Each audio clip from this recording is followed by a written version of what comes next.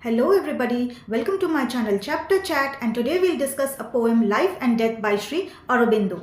So one thing I want to say, those who are new to my channel and those who are watching the video, please do subscribe my channel.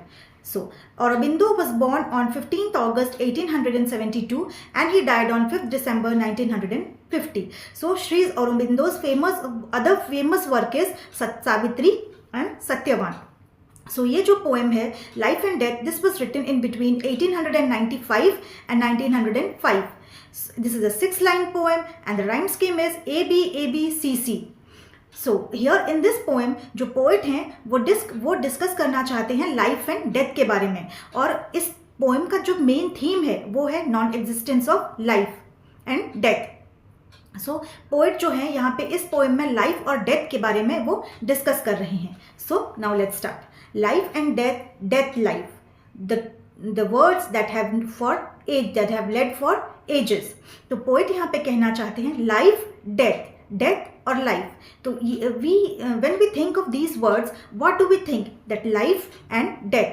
और ये जो words हैं ये हमारे साथ सदियों से हैं हमारे साथ. जब से हम बॉर्न हुए हैं ये वर्ड हमारे दिमाग में हमेशा रहती है कि एज ह्यूमन बींग्स अगर कोई बॉर्न होता है तो उसको जब लाइफ मिलती है तो उसकी डेथ होनी ही होनी है, और वो कुछ सर्टेन एज के बाद उसकी डेथ हो जाती है. सो ये जो चीज़ है हम अपने दिमाग से कभी नहीं निकाल सकते. This is imprinted in our mind. Life and death both are two sides of the same coin. जब किसी का जन्म हुआ है इस धरती पे तो उसकी डेथ भी सुनिश्चित है.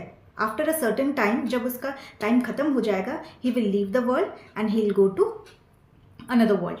So our thoughts and consciousness and firmly scared. So these words are repeatedly fitted in our consciousness. तो पोएट ये बोलना चाहते हैं कि हम इन वर्ड्स को अपने दिमाग से कभी नहीं निकाल पाएंगे, क्योंकि ये लाइफ का अल्टीमेट ट्रूथ है. जो एक बार बॉर्न हुआ है वो उसकी डेथ कभी ना कभी होनी है, और ये हमारे दिमाग में भी हमेशा रहता है. हम जितना भी चाहें इस चीज़ को भूल नहीं सकते, या फिर हम कुछ भी कर लें, डेथ इज़ इनएविटेबल. वो आनी ही आनी है, कभी ना कभी वो आएगा. Two opposites but now long hidden pages. Two opposites means life and death are totally two opposite things. Life में हमें लाइफ मिलती है, कोई न्यू बॉर्न होता है, उसको एक नई ज़िंदगी मिलती है, और डेथ जो है उस टाइम लाइफ ख़त्म हो जाती है, तो उसकी ज़िंदगी बिल्कुल ख़त्म हो गई. तो both life and death are totally two opposite things. But now long hidden pages are opened. अभी यहाँ पे पोएट कह रहे हैं but now long hidden pages, जो लॉन्ग हिडन पेजेस थे about the truth that is open. और उन पेजेस में क्या लिखा है? In these the open liberating truth undreamed. So in these pages are written that we have one thought. और ये इस चीज़ में लिखा है कि जो लाइफ एंड डेथ है वो अल्टीमेट रियलिटी है, अल्टीमेट ट्रुथ है, जो कभी भी कोई भी उसे भुला नहीं सकता, उसे मानने से इनकार नहीं कर सकता. Life and death are the two most ultimate truth of our life that God has created. Life only is, तो life only is, death is life disguised. तो यहाँ पे पोएट कहना चाहते हैं there is only one thing.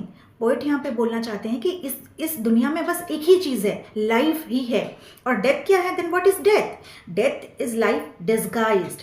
तो death जो है वो डिस्गाइज फॉर्म में, डिस्गाइज मीन्स छुपा हुआ है, एक दूसरा रूप है. सो पोएट यहाँ पे कहना चाहते हैं डेथ इज अ डिस्गाइज. वो लाइफ के डेथ जो है वो लाइफ का ही पार्ट है. लाइफ जब खत्म हो जाती है तो वो दूसरा लाइफ क्या शुरू होता है? Death.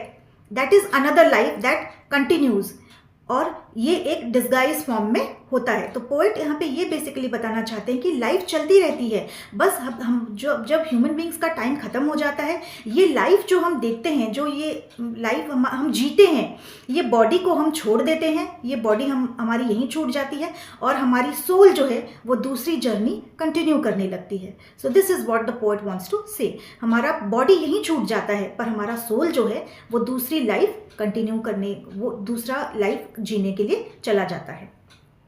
Life is short death until life we are surprised. तो पोएट यहाँ पे कहते हैं life is short death. Short death क्यों बोल रहे हैं?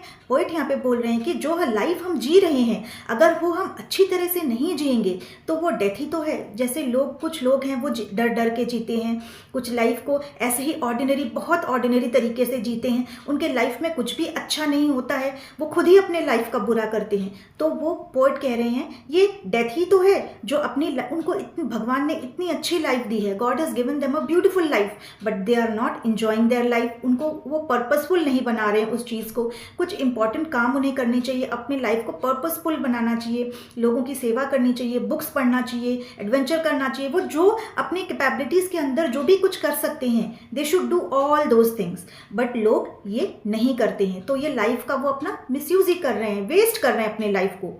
सो until life we are surprised, तो वो पोएट हियर वांट्स टू से कि दे शुड ब्रिंग कुछ अपने लाइफ में सरप्राइज लाना चाहिए, कुछ नई चीज़ें करनी चाहिए उनको, ताकि उनका लाइफ पर्पसफुल लगे उनके, और वो जीना, उनको ये जो लाइफ मिली है उनको अच्छा लगे जीने में। बेकार ऐसे ही लाइफ को वो खराब करेंगे तो वो डेथ के समान ही है। अगर वो इंजॉय नहीं करेंगे चीज़ों को, they will curse everything, they will not be happy, तो ये लाइफ को वो डेथ के जैसे ही है। सो पोएट वांट्स टू से कि जो ये लाइफ मिली है उसे आप इंजॉय करो, उसे पर्पसफुल बनाओ, उसे मीनिंगफुल बनाओ। अदरवाइज योर लाइफ, अगर ऑर्डिनरी लाइफ ऐसे ही कर रहे हो तो that is equal to death. So start enjoying your life, you should be happy with your life whatever you have, and try to do something meaningful. So this is the end of the poem. और इसका जो main purpose है, poet का जो main concern है, वो कहना चाहते हैं कि life and death both are two sides of the same coin. और जो लाइफ है, ये जो मिली है life, you should make it purposeful, more meaningful and add charm to your life. So this is the end of the poem. I hope आपको poem समझ में आई हो, and please do subscribe my channel. Thank you.